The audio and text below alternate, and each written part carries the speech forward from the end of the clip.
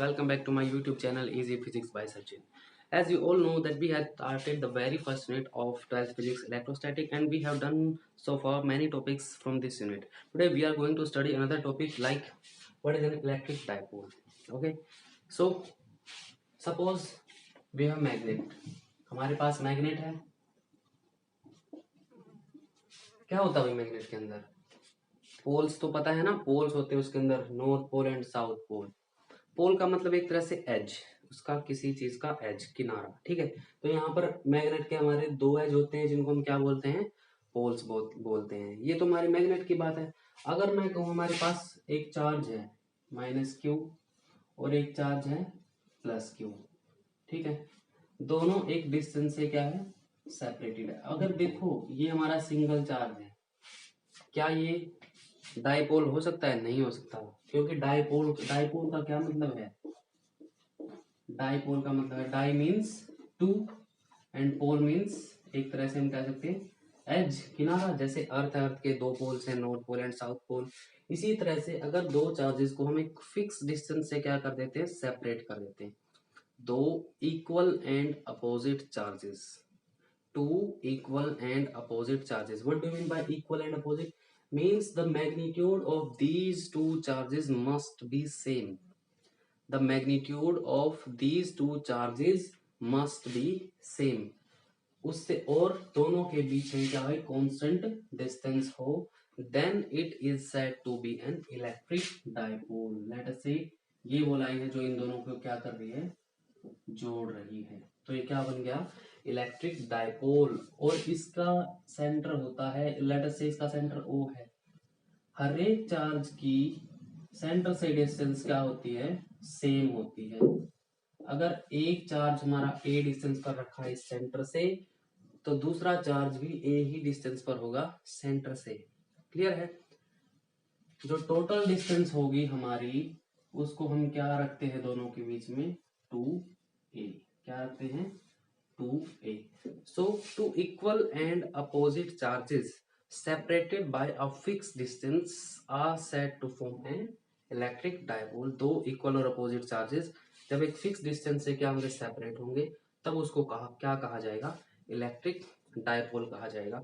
हमारे पास naturally existing dipoles होते हैं, जैसे हमारा HCl होता है, HCl मॉलिक्यूल, वो क्या होता है? एक डाइपोल होता है. उसके अंदर क्या होता है? एक तो H पॉजिटिव और Cl नेगेटिव. इनके जो हमारे ये एटम्स है, इन दोनों आयन्स है, इन दोनों के बीच में क्या होती है?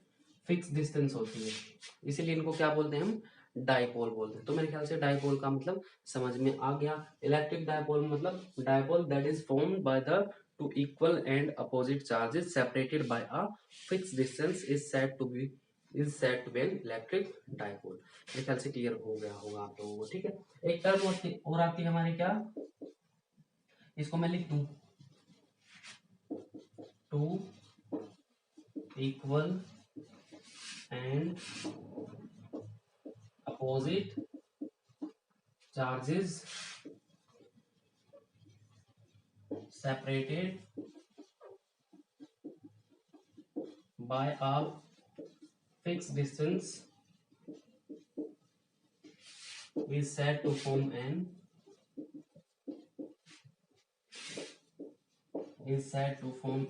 electric dipole. क्लियर है? तो क्या बन जाता है हमारा? इलेक्ट्रिक डाइपोल बन जाता है. ठीक है, एक टर्म हो रहा है हमारी डाइपोल मोमेंट. क्या होती है भाई? Dipole moment.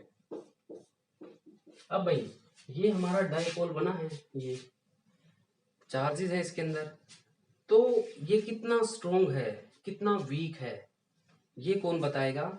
ये बताएगा उसका डाइपोल मोमेंट. तो डाइपोल मोमेंट हमको क्या बताता है? Strength of electric dipole tells the strength of electric dipole field को हम बाद में इसके बाद देते हैं. ठीक है, और इसको रिप्रेजेंट करते हैं हम किससे? स्मॉल p से. और ये एक वेक्टर क्वांटिटी होती है और किसके इक्वल होती है? Product of magnitude of either charges. Means हमारे पास दो चार्ज है ना, एक चार्ज -q है, दूसरा चार्ज मैं नीचे बना लेता हूँ एक चार्ज हमारा माइनस क्यू है, दूसरा चार्ज हमारा प्लस क्यू है। लेट अस से ये हमारे चार्जेस हैं, इसके बीच में डिस्टेंस कितनी है, ये 2a।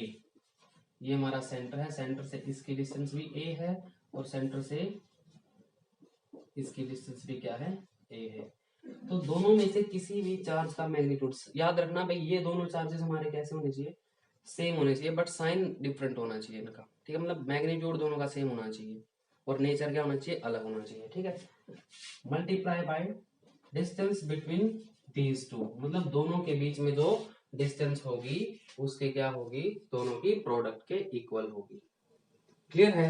तो जो P का मैग्नीट्यूड होगा हमारा वो किसके इक्वल होगा, Q इंटू 2a। और इसकी अगर हम यूनिट की बात करें, यूनिट क्या होगी इसकी, चार्ज की क्या होती है, कोलम, और a क्या है, डिस्टेंस है, डिस्टेंस की क्या होती है, मीटर। तो इसकी यूनिट क्या होगी हमारी, कोलम मीटर होगी। अगर हम डायरेक्शन की बात करें तो इसकी डायरेक्शन ली जाती है हमेशा कन्वेंशनली नेगेटिव टू पॉजिटिव की तरफ। किसकी तरफ ली जाती है भाई, नेगेटिव टू पॉजिटिव की तरफ। इसका मतलब डायपोल मोमेंट की यहाँ पर अगर डायरेक्शन देखेंगे तो क्या होगी, नेगेटिव से पॉजिटिव की तरफ। क्लियर है। अच्छा भाई जो डायपोल मोमेंट है ना, इसका हमारा फिजिकल सिग्निफिकेंस क्या है, जो हमारी इलेक्ट्रिकल प्रॉपर्टीज है ना, इलेक्ट्रिकल प्रॉपर्टीज है, बिहेवियर है, वो इनकी टर्म में स्टडी किया जाता है। जैसे हमारा एक फिनोमेना होता है पोलराइजेशन, पोलराइजेशन जो हमारा भाई इस यूनिट का लास्ट टॉपिक भी है, लास्ट में बिल्कुल जो लास्ट चैप्टर उसमें पोलराइजेशन, उसके अंदर हम इसको स्टडी करने वाले। पोलराइजेशन हमारा क्या होता है, वहां पर हमको दो टाइप के मॉलिक्यूल देखने को मिलेंगे, पोलर, नॉन पोलर, ठीक है। उनके बारे में भी हमको वही स्टडी करना है। क्लियर है, मेरे ख्याल से समझ में आ गया होगा। एक और टर्म है हमारी, और उस टर्म का क्या नाम है, डायपोल फील्ड, डायपोल फील्ड, ठीक है भाई। अब देखो यहाँ पर तुम लोग क्या क्या पढ़ चुके हैं, डायपोल, डायपोल मोमेंट और डायपोल फील्ड। तुमने इलेक्ट्रिक फील्ड तो पढ़ी है।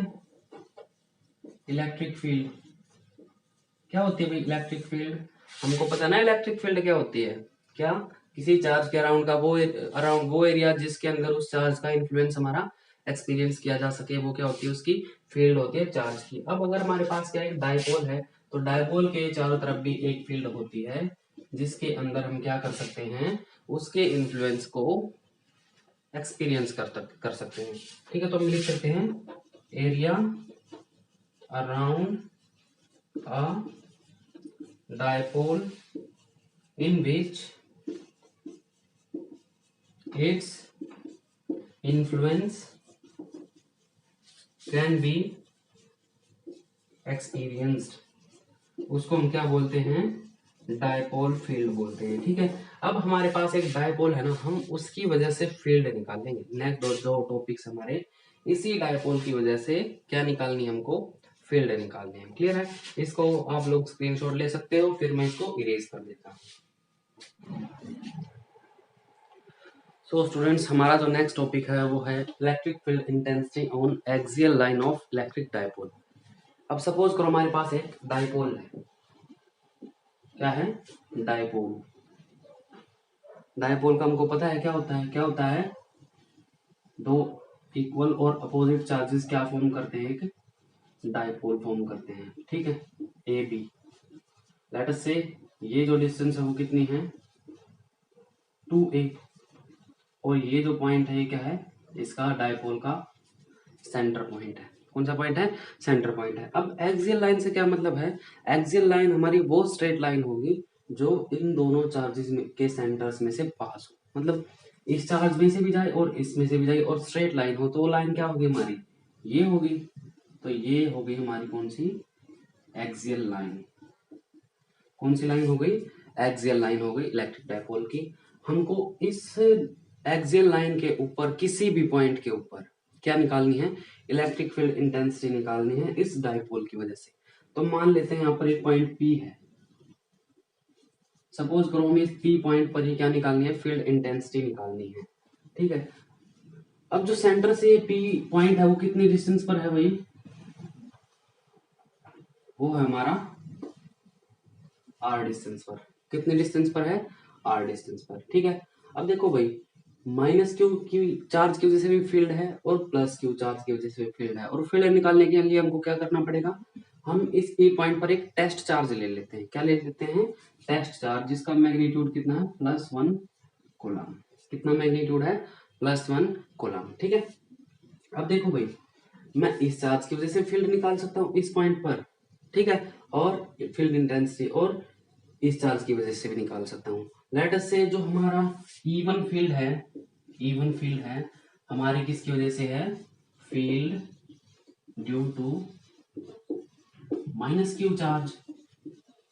जो हमारा माइनस क्यू चार्ज है उसकी वजह से मैंने क्या मान ली है? Field E1। ठीक है, ऐसे ही मैं E2 मान लेता हूं, और E2 हमारी क्या है?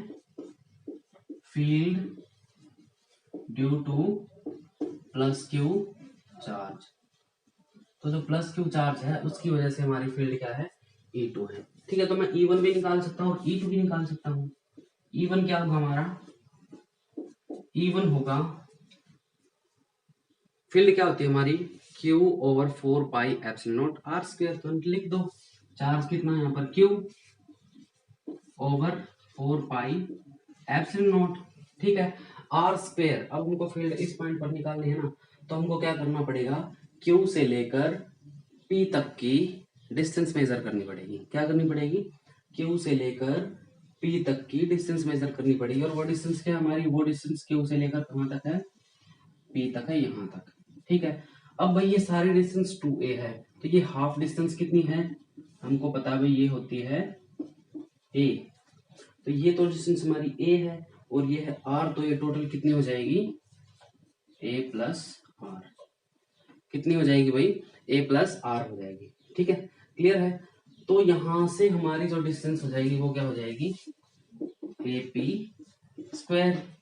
AP उसका स्क्वायर। ठीक है, अब जो हमारा E1 है भाई, उसकी डायरेक्शन भी तो पता होनी चाहिए हमको, जो फील्ड है उसको किस डायरेक्शन में है, किस डायरेक्शन में बता सकते हो? बता सकते हो? हाँ बता सकते हैं बिल्कुल। जब नेगेटिव चार्ज है उसके टूवर्ड्स होती है फील्ड इंटेंसिटी, मतलब नेगेटिव चार्ज की तरफ, तो P से नेगेटिव की तरफ क्या होगी हमारी? E1 होगी। क्या होगी? E1 होगी। क्लियर है? तो E1 हमारी किसके अलोंग होगी? P2A होगी, और ये जो फील्ड आ जाएगी हमारी, क्या आ जाएगी? अलोंग PA, क्योंकि नेगेटिव चार्ज की तरफ होती है, तो P से माइनस क्यू की तरफ फील्ड क्या हो जाएगी हमारी? E1 हो जाएगी, मतलब P2A। क्लियर है? ऐसे ही हम E2 लिख लेते हैं भाई।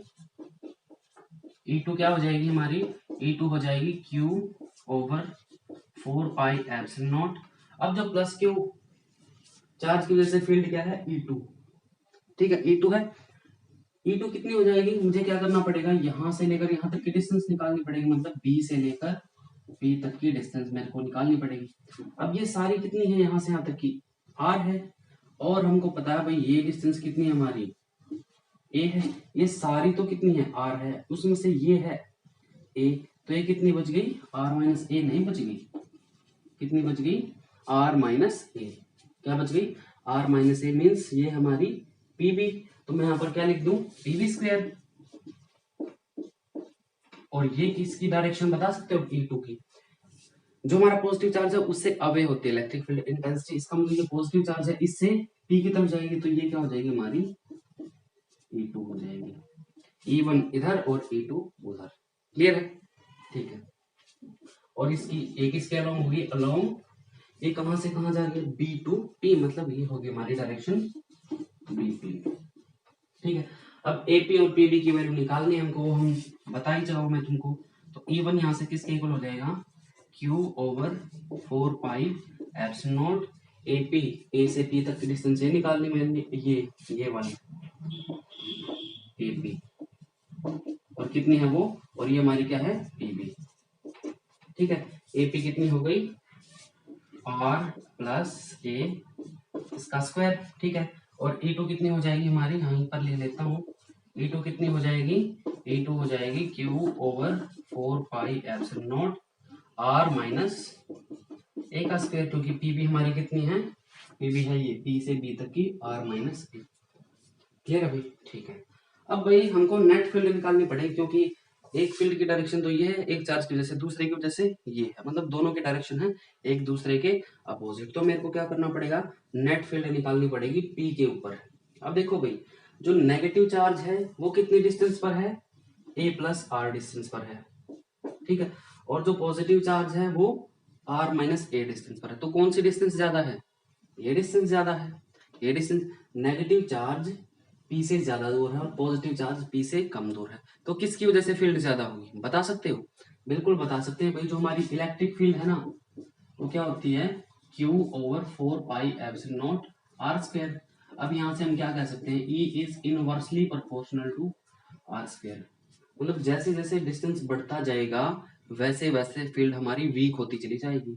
अब माइनस क्यू चार्ज हम दूर है हमारा, इसका मतलब इसकी वजह से फील्ड कम होगी, और जो प्लस क्यू चार्ज है वो क्लोज है पी पॉइंट के, इसका मतलब इसकी फील्ड क्या होगी, स्ट्रॉन्ग होगी। So we can say that जो E2 का मैग्नीट्यूड है वो क्या हमारा ग्रेटर देन E1, किससे, greater than E1। So net field क्या हो जाएगी, सो नेट फील्ड वो क्या हो जाएगी, उसको मैं मान लेता हूँ E है, किसके इक्वल हो जाएगी, E2 magnitude minus E1 magnitude.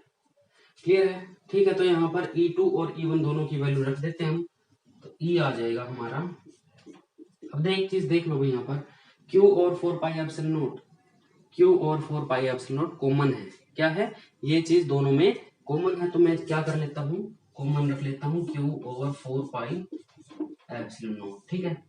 इसमें से ये माइनस करना है, इसका मतलब यहाँ पर क्या बचेगा, 1 over r minus A square, minus में यहाँ पर क्या बचेगा, 1 over r plus A square. Clear है,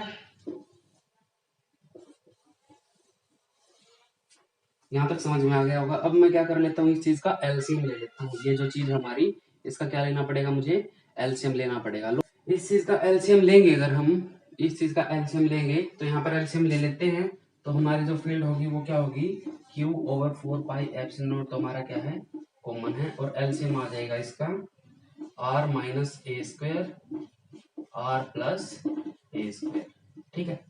ये आ गया एलसीएम, ठीक।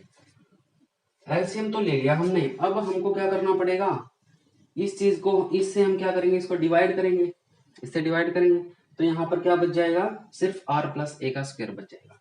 जब मैं इस सारे फैक्टर को इस फैक्टर से डिवाइड करूंगा एलसीएम लेने के बाद, तो हमारा r माइनस ए से ये कैंसिल हो जाएगा, बचेगा क्या ऊपर, सिर्फ r प्लस ए का स्क्वायर, बीच में साइन हमारा माइनस है। जब इससे क्या करूंगा, इसको डिवाइड करूंगा तो ये बचेगा r माइनस ए का स्क्वायर, और फिर उसको 1 से मल्टीप्लाई करूंगा तो यहाँ पर बच जाएगा r माइनस ए स्क्वायर, ठीक है। इस ऊपर वाले को मैं क्या कर देता हूँ, सोल्व कर देता हूँ, तो ये हो जाएगा हमारा Q over 4 pi epsilon not r square plus A square plus 2ar। ऐसे ही इसको खोलूंगा तो minus r square plus A square minus 2ar। Formula हमको पता है भाई, कौन सा फॉर्मूला लगाया मैंने, A square minus A plus B का square, A square plus B square plus 2ab, और ए माइनस बी का square, A square plus B square minus 2ab, ठीक है। ये यहाँ पर माइनस साइन है, जब मैं इसको ब्रैकेट ओपन करूंगा तो ये हमारा नेगेटिव हो जाएगा, ये क्या हो जाएगा, नेगेटिव हो जाएगा, और ये क्या हो जाएगा, पॉजिटिव हो जाएगा। क्लियर है। इस फैक्टर को, और मैं यहाँ इस वाले फैक्टर को यहाँ पर सोल्व करके दिखा देता हूँ आप लोगों को, दिख रहा है, ठीक है। ये क्या है हमारा, r minus A into R minus A, क्योंकि इसका स्क्वायर है। ऐसे ये क्या है, r plus A into R plus A, ये चीज है ना। तो ये चीज क्या हो जाएगी, a minus B A plus D means R square minus A square, और ऐसे ये चीज क्या हो जाएगी, R square minus A square. इसका मतलब ये सारा क्या बन जाएगा, R square minus A square, इसका होल स्क्वायर, ठीक है। तो इसकी जगह पे क्या लिख दूंगा मैं, R square minus A square, इसका होल स्क्वायर। अब इस आर स्क्वायर से आर स्क्वायर, ए स्क्वायर से ए स्क्वायर कैंसिल, तो यहाँ पर 2ar तो ये है और 2ar ये है, तो क्या हो जाएगा ये 4ar, और हमारा क्या बचेगा, Q over 4 pi epsilon not, यहाँ पर बच जाएगा 4ar, इसको हटा दो बेशक से, divide by R square minus A square, इसका होल स्क्वायर। अब जो 4a है उसको मैं कैसे लिख सकता हूँ, 4 ए आर को इसको लिख सकता हूँ मैं 2a इंटू 2r। तो यहाँ पर लिख देंगे तो हमारी फील्ड क्या आ जाएगी, q over 4 pi epsilon nought into में 2a इंटू में 2r divide by r square minus a square whole square. अब जो q इंटू 2a है, क्या q इंटू 2a है वो क्या होता है हमारा डायपोल मोमेंट होता है। क्या होता है, डायपोल मोमेंट। ठीक है, डायपोल मोमेंट होता है। तो मैं इसकी जगह क्या रख दूंगा, इसकी जगह रख दूंगा मैग्नीट्यूड ऑफ पी मतलब डायपोल मोमेंट इंटू में 2r divide bye 4 pi epsilon not r square minus a square इसका होल स्क्वायर। ठीक है, ये क्या आ जाएगी हमारी नेट इलेक्ट्रिक फील्ड आ जाएगी। अब इस नेट इलेक्ट्रिक फील्ड की डायरेक्शन बता सकता हूँ मैं। जो हमारा चार्ज ज्यादा बड़ा होगा मतलब जिसकी वजह से फील्ड ज्यादा होगी उसी की डायरेक्शन में नेट फील्ड होगी। तो यहाँ पर जो E2 है पॉजिटिव की वजह से वो फील्ड ज्यादा है और उसकी डायरेक्शन क्या है, अवे है। इसका मतलब जो नेट फील्ड होगी उसकी डायरेक्शन भी क्या होगी, यही होगी। क्लियर है, ठीक है। अब भाई ये आ गई हमारी इलेक्ट्रिक फील्ड कहाँ पर, इस पी पॉइंट के ऊपर, किसकी वजह से, इस डायपोल की वजह से। क्लियर है। अब यहाँ पर एक कंडीशन रख देता हूँ मैं, जो हमारा 2a है जो डायपोल की लेंथ है, अगर वो हमारी r से बहुत ज्यादा छोटी हो जाए, 2a is very very less than r, मतलब ये जो चार्जेस है वो आपस में बहुत क्लोज रखे हो, तब क्या होगा, हम क्या कर सकते हैं, a को छोड़ सकते हैं। यहाँ पर a को क्या कर सकते हैं, a can be neglected. a को हम क्या कर सकते हैं भाई, नेग्लेक्ट कर सकते हैं। तो a को यहाँ से नेग्लेक्ट कर देंगे तो यहाँ पर बचेगा r स्क्वायर, और r स्क्वायर का भी स्क्वायर करेंगे तो क्या हो जाएगा, r की पावर 4। तो जो हमारी फील्ड बचेगी वो क्या बच जाएगी, p into 2r divide by 4 pi epsilon not, r square का स्क्वायर करेंगे r की पावर 4, इस एक से एक कैंसिल हुआ। हमारी जो फील्ड है वो क्या बच जाएगी, फील्ड बच जाएगी p into 2r divide by 4 pi epsilon nought into में r स्क्वायर बच, यहाँ पर सिर्फ r स्क्वायर बचेगा, ये तो हमारा जीरो रख देंगे, हम नेग्लेक्ट कर देंगे। r स्क्वायर का स्क्वायर क्या हो जाएगा, r की पावर 4, इससे काटेंगे बच जाएगा cube. So we can say that E will be 2p over 4 pi epsilon not r cube. और वी कैन से दैट यहाँ से हम क्या देखते हैं भाई, जो हमारी फील्ड है वो इनवर्सली प्रोपोर्शनल होगी r क्यूब। किसने दिख रहा है भाई यहाँ पर, ठीक है। यहाँ पर फील्ड है जो किसके inversely proportional. So students our next topic is field intensity on equatorial line of electric dipole. सबसे पहले हम ये इक्वेटोरियल लाइन को समझेंगे। सपोज करो हमारे पास डायपोल है, ये क्या है, एक dipole minus Q plus Q A B, ये पॉइंट हो गए, ठीक है, जिनके बीच में रखा है। तो ये क्या इसका सेंटर है, ये क्या है डायपोल का बीचों बीच इसका सेंटर हो गया। अब इस सेंटर के नॉर्मल अगर मैं कोई लाइन ड्रॉ करता हूं, बिल्कुल नॉर्मल सेंटर पे ऐसे, तो ये लाइन कौन सी होगी, इक्वेटोरियल लाइन होगी। कौन सी होगी, इस डायपोल के इक्वेटोरियल लाइन, जो इसके बीचों बीच इसके सेंटर पे क्या हो, नॉर्मल हो, उसमें से आर पार निकले, वो होती है इक्वेटोरियल लाइन। इस पर हम मान लेते हैं कोई पॉइंट P है, क्या मान लेते हैं, कोई पॉइंट है हमारा P, ठीक है। इस P पॉइंट के ऊपर हमको क्या करना है, फील्ड इंटेंसिटी निकालनी है। लेट अस से जो डिस्टेंस है डायपोल की लेंथ है वो कितनी है 2a, जो हम नॉर्मली मानते हैं, ठीक है। और जो हमारा सेंटर से P पॉइंट है और वो कितने डिस्टेंस पर रखा है, हमने मान लिया भाई वो r डिस्टेंस पर रखा है। कितने डिस्टेंस पर रखा है, r डिस्टेंस पर, ठीक है। तुमको क्या करना पड़ेगा, इसके ऊपर इस P पॉइंट के ऊपर एक 1 कूलम चार्ज लेना पड़ेगा। क्या लेना पड़ेगा भाई, यहाँ मैं यहाँ लिख देता हूँ +1 कूलम चार्ज है इस P पॉइंट के ऊपर, और P पॉइंट कौन सा है, ये पॉइंट है, ठीक है। तो अगर यहाँ पर +1 चार्ज है तो क्यू की वजह से वो फील्ड में रखा है, क्यू की फील्ड में रखा है, और इस क्यू की फील्ड में भी रखा है। तो हम इस क्यू की वजह से जो यहाँ पर फील्ड बनेगी उसकी डायरेक्शन क्या होगी, क्यू की तरफ, क्योंकि नेगेटिव की तरफ होती है। इसका मतलब वो फील्ड हमारी कैसे होगी, ऐसी होगी, स्ट्रेट नहीं बनी हुई लाइन, कोई बात नहीं, एडजस्ट कर लेना आप लोग। तो ये क्या हो जाएगी हमारी, लेट अस से E1, क्या मान लेते हैं इसको, E1 मान लेते हैं। अब जो Q की वजह से, प्लस की वजह से फील्ड होती है वो क्या होती है, ऐसे अवे होती है, तो Q से इसकी तरफ फील्ड जाएगी, लेट अस से वो फील्ड हो गई हमारी, वो फील्ड हो गई भाई हमारी ये, ठीक है। और ये हमने क्या मान ली भाई, ये हमारी E2, क्या है ये, E2 है, क्लियर है, ठीक है भाई। तो ये E1 हो गई, ये E2 होगी। मैं लिख देता हूँ यहाँ पर, जो E1 फील्ड है वो किसकी वजह से है, field due to minus Q charge,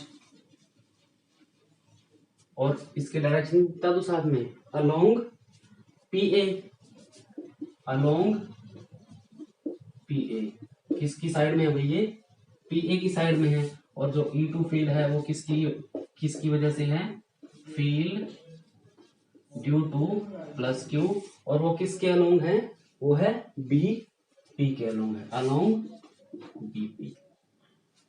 मेरे ख्याल से ये बात क्लियर होगी, इसमें कोई ज्यादा प्रॉब्लम नहीं। अब देखो भाई, अगर मैं कहूं E1 क्या होगा हमारा, E1 होगा Q over 4 pi epsilon not, distance, ये डिस्टेंस, ये पॉइंट P है हमारा, ये कौन सा पॉइंट है, पॉइंट P, मतलब AP स्क्वायर, ठीक है। ऐसे अगर मैं कहूं E2 क्या होगा, E2 भी वही Q over 4 pi epsilon not R square, distance क्या है फिर से, ये चार्ज के और इस चार्ज के बीच में PB, तो ये आ जाएगा हमारा PB स्क्वायर, क्लियर है। अब इस PA और PB की वैल्यू निकालें, देखो यहाँ पर ये हमारी क्या है A, और ये भी क्या है A, क्लियर है। और इस डिस्टेंस का हमको पता है कितनी है, ये R है, और ये क्या है हमारा नॉर्मल है, मैंने बताया था भाई ये राइट एंगल होता है, ठीक है, नॉर्मल क्या होता है, राइट एंगल होता है, ठीक है। तो ये जो ट्रायंगल बन गई हमारी APC और PCB, ये राइट एंगल ट्रायंगल है, जिसमें हमारा बेस क्या है, A है, और परपेंडिकुलर क्या है, R है। तो ये हाइपोटेन्यूज है और ये हाइपोटेन्यूज है, ये कितने हो जाएंगे, R square plus A square under root, ठीक है। पाइथागोरस थ्योरम के अकॉर्डिंग ये कितना आ जाएगा, R square plus A square उसका स्क्वायर रूट, और ये भी कितना आ जाएगा, ये भी आ जाएगा R square plus A square square root, clear है। तो मैं यहाँ पर रख देता हूँ भाई, जो हमारा E1 है वो क्या हो गया, Q over 4 pi epsilon not, AP भी यही है और PB भी यही है, इसका स्क्वायर रूट है, तो जब स्क्वायर करेंगे तो स्क्वायर से स्क्वायर रूट कैंसिल हो जाएगा, और यहाँ पर क्या बचेगा, R square plus A square. ऐसे ही E2 क्या हो जाएगा, Q over 4 pi epsilon not R square plus A square, clear है। अब हम यहाँ से क्या कह सकते हैं, जो हमारी फील्ड है दोनों वो क्या आ गई, इक्वल आ गई, तुम देख सकते हो सेम आ गई। बट देखो हम इस एंगल को क्या मान लेते हैं भाई, थीटा, ठीक है, और ये एंगल भी हमने क्या मान लिया, थीटा। दोनों एंगल क्या होंगे, सेम एंगल होंगे, अगर ये पॉइंट क्या इस मिडल सेंटर पर है, दोनों एंगल क्या होंगे, सेम होंगे। मैं क्या करता हूँ, ये जो हमारा बेस है ना, ये मतलब ये डाइपोल है, उसके पैरेलल एक लाइन ऐसे ड्रॉ करता हूँ, ये वाली पैरेलल लाइन ड्रॉ कर दी मैंने, अच्छे से नहीं हुई, दोबारा कर लेते हैं, एक पैरेलल लाइन हो गई। अब जो ये एंगल है, ये एंगल क्या होगा, सपोज करो हमारे पास दो लाइन है पैरेलल ऐसे, ठीक है, ऐसे है, अगर ये एंगल थीटा है तो ये एंगल कितना होगा हमारा, थीटा, अगर दोनों लाइन के आपस में पैरेलल है। पैरेलल को जब एक स्लैंट लाइन क्या करती है, क्रॉस करती है, तो जो ये एंगल्स बनते हैं कोरस्पॉन्डिंग एंगल्स, ये क्या होते हैं हमेशा इक्वल। इसका मतलब अगर ये थीटा है तो ये भी कितना होगा, थीटा। अगर ये एंगल थीटा है तो ये एंगल भी कितना होगा, थीटा। अब देखो भाई ये क्या है, E2 है ना, क्या है E2। अब हमने वेक्टर्स पढ़े हुए हैं कि अगर कोई वेक्टर है हमारा, लेट अस से A वेक्टर है, ठीक है, ये कौन सा वेक्टर है, A वेक्टर है, जो कितना एंगल बना रहा है, थीटा बना रहा है, तो हम इसको रेक्टेंगुलर कंपोनेंट्स में इसके ब्रेक कर सकते हैं, मतलब इसके साइन थीटा और कोस थीटा कंपोनेंट्स में। तो कैसे करेंगे, जो हमारा थीटा के अलोंग वाला कंपोनेंट होता है वो तो होता है कोस थीटा कंपोनेंट, ठीक है। और जो हमारा इसके परपेंडिकुलर होता है वो क्या होता है साइन थीटा। तो ये आ जाएगा हमारा ए साइन थीटा। तो ये ए कोस थीटा, ये ए साइन थीटा। तो भाई देखो जो थीटा के साथ वाला कंपोनेंट है एक तो हो जाएगा ये E2 वेक्टर है ना यहाँ पर, एक कंपोनेंट तो E2 का हो जाएगा यहाँ पर, और एक कंपोनेंट E2 का क्या हो जाएगा इसके परपेंडिकुलर। क्लियर है। तो जो थीटा के साथ वाला है वो क्या होता है हमारा, वो होता है कोस थीटा। इसका मतलब ये क्या हो जाएगा हमारा E2 कोस थीटा। और जो ये पॉइंट क्या हमारा P है, यहाँ पर हमारा +1 कूलम चार्ज है। और जो ये वाला परपेंडिकुलर कंपोनेंट है ये क्या हो जाएगा E2 साइन थीटा। ये हो जाएगा हमारा E2 कोस थीटा, और ये क्या हो जाएगा E2 साइन थीटा। क्लियर है, नॉर्मल सी बात है। अब एक बात और बताओ, अगर हमारा ये एंगल थीटा है तो ये एंगल कितना होगा। अगर ये एंगल थीटा है तो ये एंगल कितना होगा, इन्हीं को देख लो। यहाँ पर अगर ये एंगल हमारा कितना है थीटा है तो ये कितना होगा, ये भी तो थीटा होगा, अल्टरनेट एंगल्स।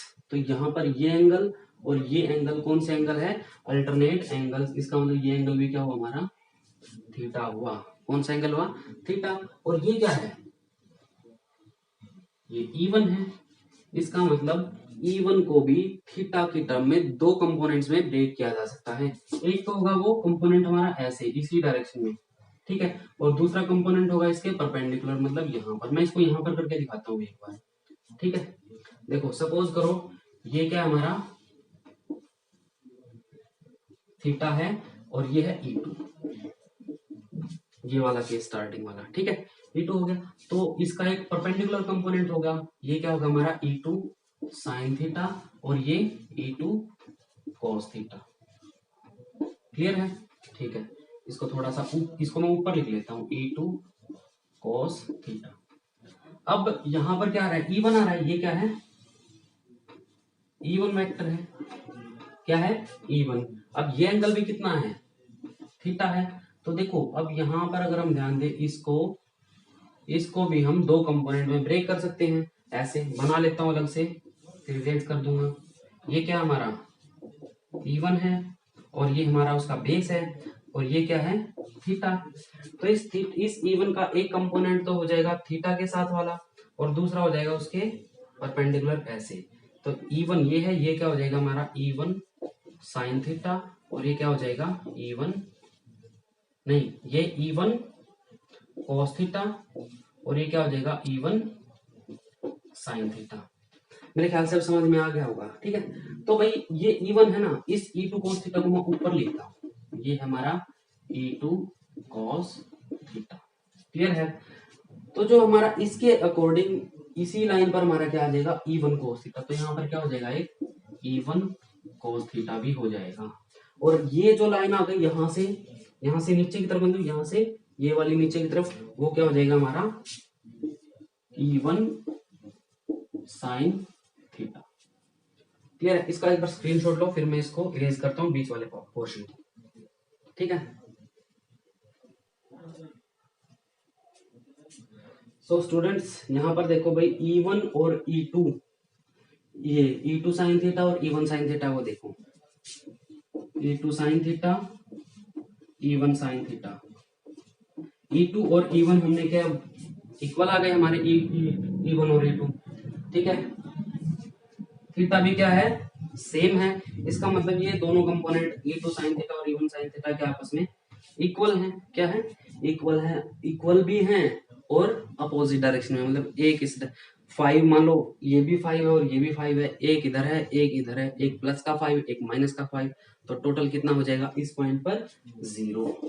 तो ये क्या कर देंगे एक दूसरे को कैंसल आउट ईच अदर, एक दूसरे को क्या कर देंगे भाई ये कंपोनेंट कैंसिल कर देंगे।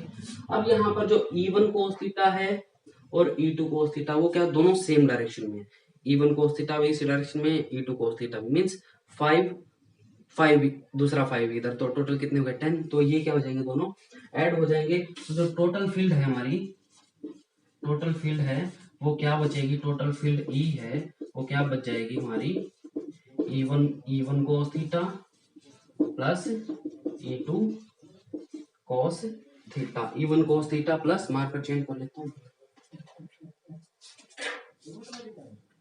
E1 cos theta plus E2 cos theta, और E1 और E2 हमारे क्या है, दोनों इक्वल हैं। ठीक है, इसका मतलब क्या रख सकता हूँ, E1 को E2 को E1 रख दूंगा तो ये हो जाएगा हमारा E1 cos theta plus E1 cos theta, और ये हो जाएगा हमारा 2E1 cos थीटा। इसका मतलब जो टोटल फील्ड है वो क्या बच जाएगी, 2E1 cos थीटा के इक्वल बच जाएगी। क्लियर अभी? ठीक है, अब इसको निकालते हैं। ठीक है, यहीं से करते हैं। तो भाई E1 की वैल्यू यहाँ पर रख दो, तो E हमारी किसके इक्वल बच जाएगी, E1 की वैल्यू क्या है, ये रही, ये रही, कहाँ पर है, ये रही, Q over 4 pi epsilon not R square plus A square. ठीक है, साथ में क्या है भाई, cos थीटा, क्या है, cos थीटा, और साथ में देखो 2 भी है ना साथ में, तो यहाँ पर 2 भी लगाओगे। ठीक है, क्योंकि 2E1 ये E1 हो गया, और cos थीटा, इस cos थीटा की वैल्यू और निकाल लो यहाँ से। cos थीटा क्या होता है हमारा, बेस अपॉन हाइपोटेन्यूज, तो बेस के यहाँ पर a है और हाइपोटेन्यूज क्या है, ये a square plus r square under root, तो ये हो जाएगा हमारा r square plus a square, इसका स्क्वायर रूट। क्लियर है? तो ये वैल्यू हम क्या करेंगे, यहाँ पर रखेंगे, नीचे दिख रहा है। तो E1 हमारा किसके इक्वल, E हमारा किसके इक्वल हो जाएगा, ये हो जाएगा 2Q over 4 pi epsilon not R square plus A square, और जो हमारा cos थीटा है उसकी वैल्यू क्या है, A अपॉन में R square plus A square, इसकी पावर 3/2। चेक कर लेता हूँ यार आया नहीं यार, इसकी पावर 3/2। हाँ क्लियर है भाई, ठीक है ये चीज। अब देखो भाई, ये ऊपर ये 2 इस क्यू के 2 मैं इसके साथ लिख सकता हूँ, तो मैं इसको यहाँ पर ऐसे हटा के 2a कर देता हूँ, तो q इंटू 2a पावर 1/2 है भाई, क्योंकि ये पावर हमारी 1/2। ठीक है, तो q इंटू 2a हमारा क्या होता है, q इंटू 2a हमारा होता है डायपोल मोमेंट। तो यहाँ पर इसकी जगह पर डायपोल मोमेंट रखेंगे, तो E हमारा किसके इक्वल आ जाएगा, E आ जाएगा P divide by 4 pi epsilon not, और पावर 1 और पावर 1/2 कितनी हो जाएगी, पावर 3/2। तो ये R square plus A square, इसकी पावर कितनी हो जाएगी, 3/2 हो जाएगी। तो ये क्या हो जाएगी, हमारी फील्ड इंटेंसिटी हो जाएगी इस पॉइंट पर। अब देखो भाई, E1 cos थीटा इस डायरेक्शन में है, E2 cos थीटा इसी डायरेक्शन में है, इसका मतलब क्या होगी, डायरेक्ट जो नेट फील्ड है उसकी डायरेक्शन क्या होगी, वो होगी BA के parallel. Direction of field will be parallel to, किसके पैरेलल होगी भाई, BA, किसके पैरेलल होगी, BA के पैरेलल होगी, इस डिस्टेंस के पैरेलल होगी। क्लियर है? ठीक है, अब मैं यहाँ पर वही कंडीशन लगा देता हूं, जो हमारा R स्क्वायर है, सॉरी 2a है, वेरी वेरी लेस देन क्या है, R, तो हम फिर से क्या कर देंगे, A can be neglected.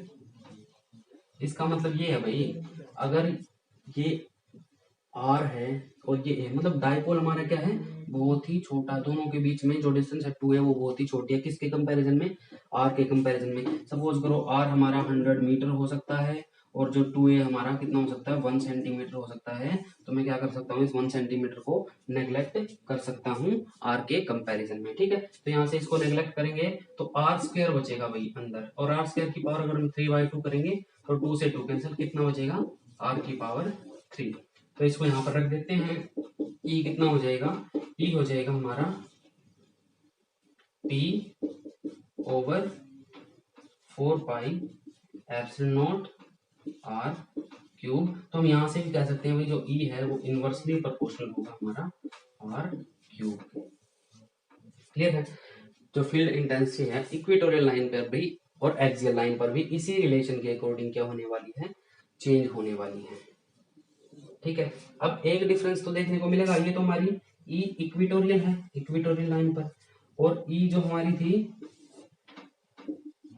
Axial line पर वो क्या आई थी, वो आई थी भाई 2p over 4 pi epsilon nought R cube, ये आई थी। अगर मैं एक्सियल टू इक्वेटोरियल दोनों का रेशो निकालूं तो ये हो जाएगी हमारी ई एक्सियल ओवर ई इक्वेटोरियल, सारी चीजें कैंसिल हो जाएंगी, सिर्फ ये 2 बचेगा, क्योंकि यहाँ पर सिर्फ 2 नहीं है तो ये बचेगा हमारा 2/1। इसका मतलब दोनों का जो रेशियो होगा वो कितना रहेगा, 2:1। तो अगर हम एक पॉइंट लेते हैं इक्वेटोरियल लाइन पर और दूसरा पॉइंट लेते हैं एक्सियल लाइन पर, एक पॉइंट इक्वेटोरियल लाइन पर दूसरा पॉइंट एक्सियल लाइन पर, बट डिस्टेंस दोनों की क्या है, सेम है, तो जो एक्सियल लाइन है उसके ऊपर फील्ड क्या होगी, डबल होगी as compared to equatorial line. समझ रहे हो, एक्सियल लाइन पर और इक्वेटोरियल लाइन पर जो इलेक्ट्रिक फील्ड इंटेंसिटीज का रेशियो होगा सेम डिस्टेंस के ऊपर, वो क्या होगा 2:1, मतलब एक्सियल लाइन पर फील्ड स्ट्रॉन्ग होगी और इक्वेटोरियल लाइन पर फील्ड क्या होगी हमारी, वीक रहने वाली है as compared to axial line. Clear है, सेम डिस्टेंस पर। ठीक है, इसका भी आप लोग स्क्रीनशॉट ले सकते हो।